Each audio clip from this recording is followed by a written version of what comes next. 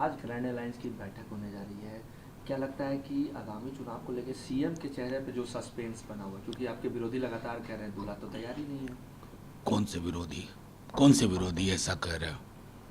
मतलब आप लोग मीडिया के साथ तो मुझको अद्भुत। संयोजन समिति का अध्यक्ष कौन है? पिछला कुछ चुनाव किसके चेहरे पर लड़ा गया था? ये मुद्दा नहीं है आज की मीटिंग का।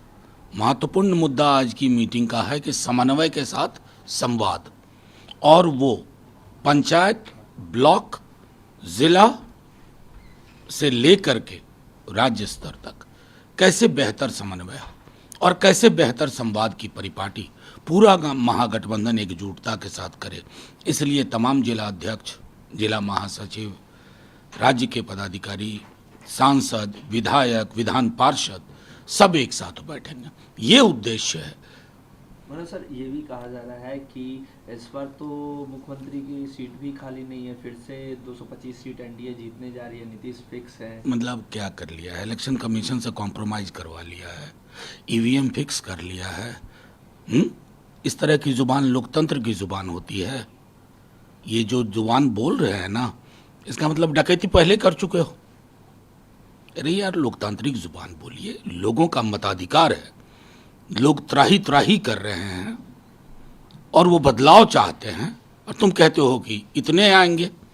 पहले से सेटिंग हो गई मशीन में, तो फिर चुनाव की नौटंकी क्यों? लोकतंत्र में लोकतांत्रिक जुबान बोलनी चाहिए। लोगों की संवेदना नहीं तो कुंठित होती है।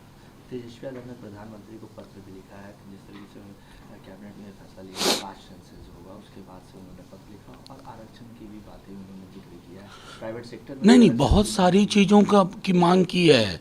पहली मांग तो ये की है कि हुजूर थोड़ी देर कर दी आपने। आपके लोग ना जाने कितने अंशंट बातें बोलते थे कि लालू जी ऐसा कह रहे हैं, मुलायम सिंह जी, शरद यादव जी या स्वयं तेजस्वी जी जातिवाद का जहर घुल जाएगा वगैरह वगैरह। एक हैं वहाँ के शूरमा मुख्यमंत्री, हमारे पड़ोसी राज्य के, बटोगे तो कटोगे। क्या करोगे भैया आप? कहाँ मुंह छुपाओगे? प्रधानमंत्री जी को उस धारा के आगे झुकना पड़ा, और वहाँ कहानी वहीं खत्म नहीं होती है।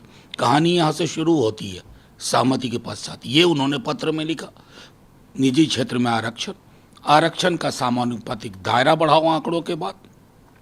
विधानसभा और लोकसभा में सुनिश्चित करो कि प्रतिनिधित्व अनुपातिक दृष्टिकोण से बढ़ाया जाए। ये महत्वपूर्ण पहलू हैं, और जिन पहलुओं पर चर्चा होगी। वो ये भी कहा जा रहा है कि क्रेडिट लेने की बात कर रहे हैं, दबाव कर रहे हैं कि हमारी लड़ाई है।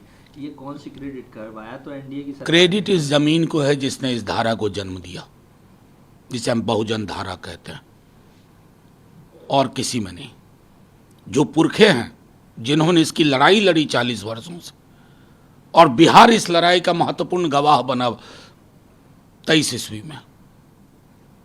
इससे पहले तो मुख्यमंत्री जी ने कभी नहीं किया, और उसके बाद कुंडली मार के बैठ गए या बैठा दिए गए, मैं ये नहीं कह सकता। तो ये महत्वपूर्ण है। क्रेडिट उनको है, क्रेडिट उस धारा को है। वर्षों ओवैसी बिहार के दौरे पे, जहां वो कह रहे हैं कि विपक्ष की पार्टियां आएंगी और कहेंगे कि भाजपा की भी टीम बिहार में काम कर रही है, पैसा तो ले लो लेकिन वोट हमें करो। देखिए, मुझे तो कभी कभी समझ में नहीं आता है, ओवैसी साहब बीजेपी से लड़ रहे हैं या तेजस्वी यादव से लड़ रहे हैं? ये तो विकल्प सब देख रहे हैं ना। कल बीजेपी के बारे में कितना बोला और इस युवा नेता के बारे में कितना बोला।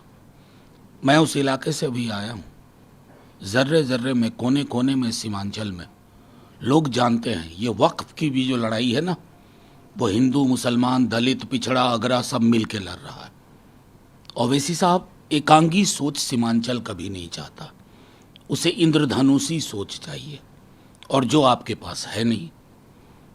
तो जाहिर तौर पर आप अपने फ्रस्ट्रेशन को, अगर उसके लिए भी बेहतर शब्द ढूंढिए ना, लड़िए हमसे, लेकिन लगे कि आप बीजेपी से लड़ रहे हैं, ना कि एक ऐसे दल से जिसके बारे में सीमांचल में लोगों को लग रहा है कि अगली सरकार हमारी बनेगी तेजस्वी जी के नेतृत्व में।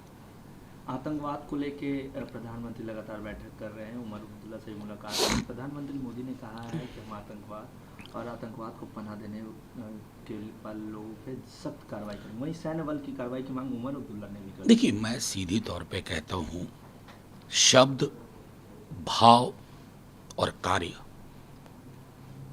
के बीच की दूरी खत्म होनी चाहिए। 100 दफे कह चुका हूं, आज पुनः दोहरा रहा हूं, सदन में बोल चुका हूं कि अगर पुलवामा की पूरी जांच रिपोर्ट फौरी तौर पर त्वरित ढंग से आई होती तो ना सिर्फ अपने जवान की शहादत के असली कारण पता चलते, पहलगाम नहीं होता। अब इस असफलता के लिए, इस अनुपलब्धता के लिए किसके पास जाऊं, कहां शिकायत करूं, किससे कहूं, बस इतना ही कहना। कार्रवाई की मांग होती है। कह दिया। इतनी बातों में अगर आपको अभी भी कार्रवाई नहीं लग रही है तो मैं क्या कहूं।